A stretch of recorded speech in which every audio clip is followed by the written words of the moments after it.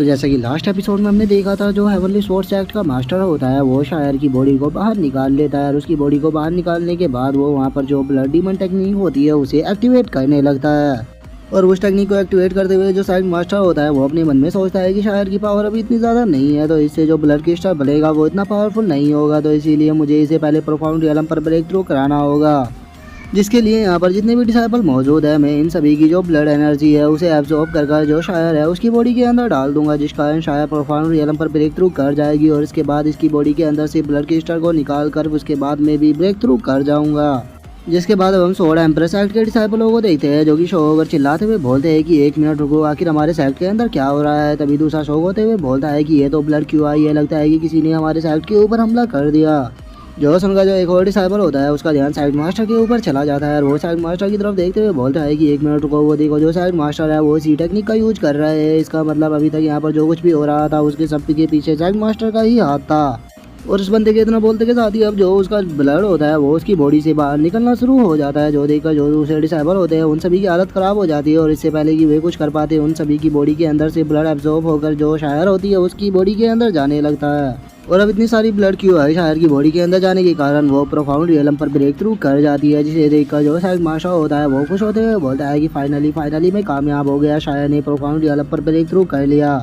अब इसकी बॉडी से ब्लड क्रिस्टल को निकालकर मैं इस दुनिया का सबसे पावरफुल कल्टीवेटर बन जाऊंगा। और इतना बोलकर अब जो साइड मास्टर होता है वो शायर की बॉडी को अपनी तरफ खींचना शुरू कर देता है। जिसके बाद हम देखते हैं कि जो किंग यान होता है वो भी बाकी एल्डरों के साथ में वहाँ पर आ जाता है और वे जैसे वहाँ पर आते हैं वह साइड मास्टर को ब्लड एनर्जी का एब्जॉर्ब करते हुए देखते हैं, जो देखकर सभी एल्डर बहुत ही ज़्यादा शौक हो जाते हैं और वे चिल्लाते हुए बोलते हैं कि आखिर ये साइड मास्टर क्या कर रहा है। हमें अब समझ में आया यहाँ पर जो कुछ भी हो रहा था इस सब के पीछे जो साइड मास्टर है वही थे, लेकिन हम बहुत ज़्यादा कमज़ोर है, हम साइड मास्टर को यहाँ पर नहीं रोक सकते।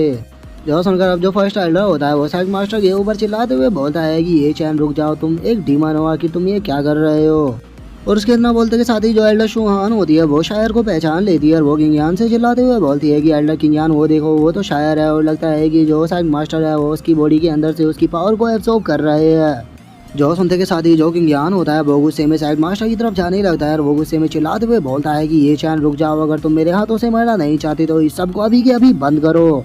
जो देखकर अब जो बाकी के एल्डर होते हैं वे भी थोड़ा परेशान होने लगते हैं और वे परेशान होते हुए बोलते हैं कि एल्डर किंग यान तो डायरेक्टली साइड मास्टर को मारने के लिए चला गया। तभी एक और एल्डर बोलता है कि क्या हमें भी उसकी मदद करने के लिए जाना चाहिए। जो सुनकर जो एक और एल्डर होता है वो उन दोनों से बोलता है कि हमारा वहाँ पर जाकर कोई भी फायदा नहीं है, क्योंकि हम तो जो वो गार्ड था उसे भी फाइट नहीं कर पाए थे, तो अगर हम यहाँ पर गए तो हम बस एल्डर किंग यान के ऊपर बोझ ही बनेंगे। जो सुनकर अब जो फर्स्ट एल्डर होते हैं वो भी थोड़ा परेशान होते हुए बोलते हैं कि तुम सभी ने बिल्कुल सही कहा, हम यहाँ पर एल्डर किंग यान की कोई भी मदद नहीं कर सकते, बस हम यहाँ पर उम्मीद ही कर सकते हैं कि जो एल्डर किंग यान है वो एसेक्ट मास्टर को हरा देंगे।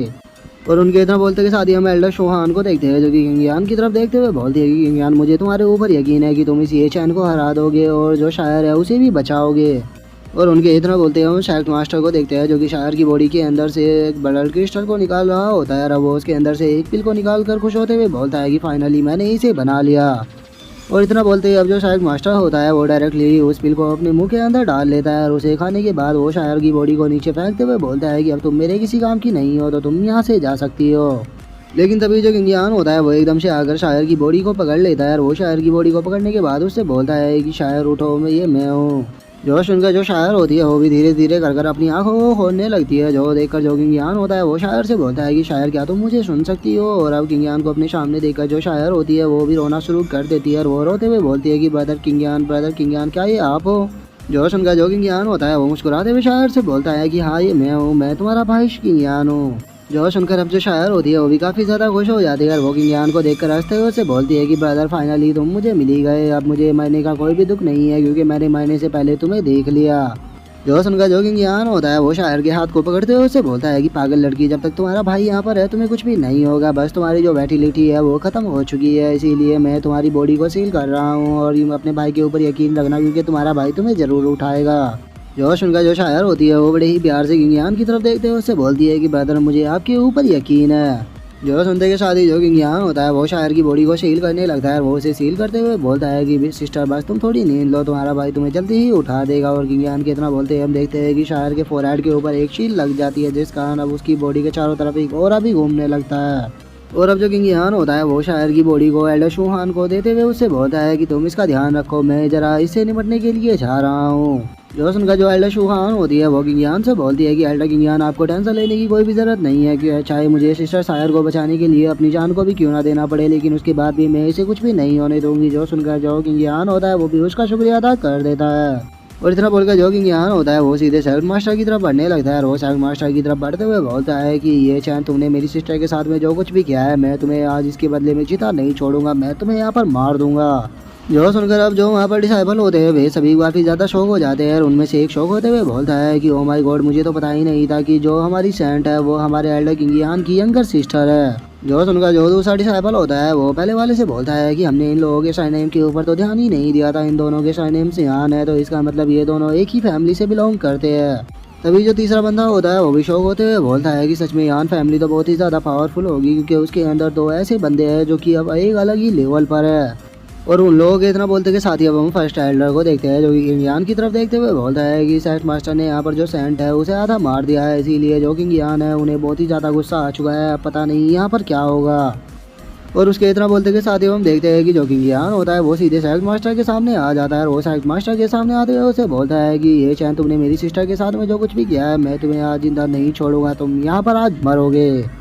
और किंग यान की अब इस बात को सुनकर जो सेल्फ मास्टर होता है वो जोर जोर से हंसने लगता है और वो हंसते हुए बोलता है कि एल्डर किंग यान सच में तुम तो बहुत ही अच्छा मजाक करते हो, लगता है कि तुम इस टाइम इस बात को नहीं जानते कि तुम जिसे फेस करने के लिए जा रहे हो वो इस टाइम पे इस वर्ल्ड का सबसे पावरफुल पर्सन है। और इतना बोलकर जो साइड मास्टर होता है वो जोर जोर से चिल्लाने लगता है और वो अपने ओरा को निकालते हुए बोलता है कि अपर फॉर्म रियलम से आगे रियलम पर ब्रेक थ्रू करने का टाइम आ चुका है। और इतना बोलकर जो साइड मास्टर होता है वो अब इन्फेंट ट्रांसफॉर्मेशन रियलम पर ब्रेक थ्रू कर जाता है। और अब साइड मास्टर को ब्रेक थ्रू करता हुआ देखकर वहाँ पर जो एल्डर होते हैं उनके तो पसीने छूटने लगते हैं और वे घबराते हुए बोलते हैं कि ये तो इन्फेंट ट्रांसफॉर्मेशन रियलम है, ये तो अब यहाँ का सबसे पावरफुल पर्सन हो गया, अब इसे यहाँ पर कोई भी नहीं हरा पाएगा।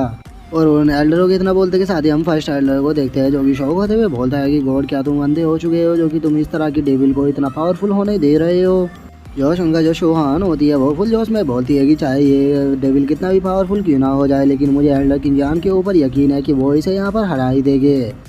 और उसके इतना बोलते के साथ ही हम साइड मास्टर को देखते हैं जो कि हंसते हुए किंग यान से बोलता है कि किंग यान सच में तुम तो बहुत बड़े बेवकूफ़ हो जो कि तुम मुझे यहाँ पर डायरेक्टली ही मारने के लिए आ गए। जो सुनकर जो किंग यान होता है वो भी अपने ओरा को निकालते हुए जो साइड मास्टर होता है उसे बोलता है कि जब मैं तुम्हें यहाँ पर ख़त्म करूँगा अपनी इस स्वॉर्ड से तो तब तुम्हें पता लगेगा कि हम दोनों में यहाँ पर कौन बेवकूफ़ था। जो सुनकर जो साइड मास्टर होता है वो अपने अटैक को रेडी करते हुए किंग यान से बोलता है कि एल्डर किंग यान लगता है कि तुम्हारी मरने की कुछ ज़्यादा इच्छा है तो चलो फिर मैं तुम्हें यहाँ पर ख़त्म कर देता हूँ। और इतना बोलकर अब जो शायद मास्टर होता है वो काफ़ी सारे पाम अटैकों को बनाकर सीधे किंग यान की तरफ शूट को कर देता है। और अब इसी के साथ में जो हमारा आज का एपिसोड है वो भी यहीं पे कंप्लीट हो जाता है। तो अब नेक्स्ट एपिसोड में देखिए कि आगे क्या होता है। अगर आप लोगों को अच्छा लगा हो तो लाइक करना, चैनल को सब्सक्राइब करना। मैं मिलता हूँ आप लोगों से नेक्स्ट एपिसोड में, तब तक के लिए बाय बाय गाइस।